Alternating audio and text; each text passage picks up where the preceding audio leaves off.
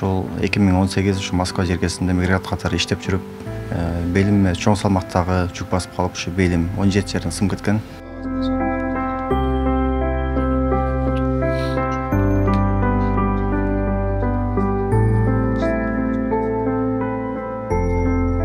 Мен ата-энем дагы ушу мен сакайтам деп Москвага барып, папам 6 ай жетпей оорудан каза болуп калды.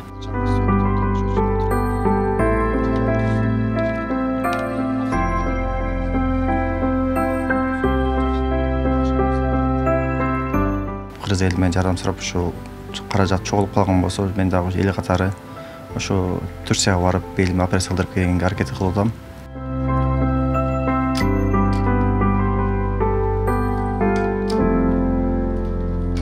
Бир жагынан мен ден соолугум дагы жок болду, апам дагы жок болду да. Үйлөнөбүз. Азыркы оорутканда кыздар менен таанышыш деле өтө кыйын экен негизичи. Себеби кээинки кыздар макул десе ата-энеси эле карап, сенин кийин келечегиң кандай болот, кантип багасың деген. Ушу жакшы болуп кетсем, Кудайым буйрса үйлөнөбүз.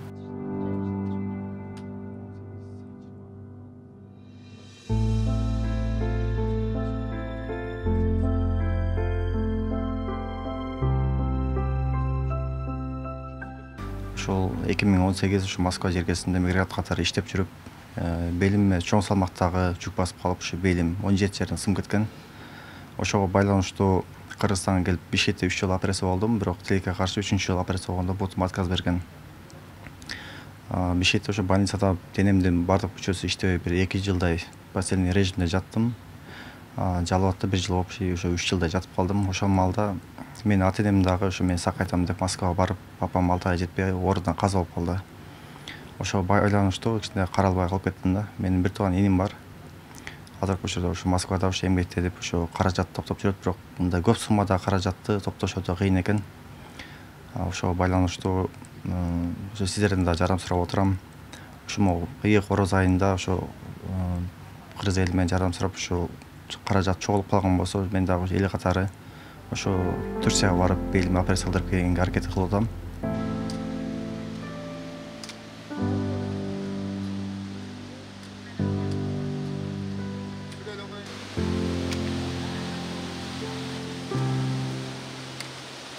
Негизи канча бир айдан өтүп калды, мен больницага барганбыз. Бул жактан негизи биз TikTok'то прямой эфирден элдерден ошо каражат топтоп атканбыз.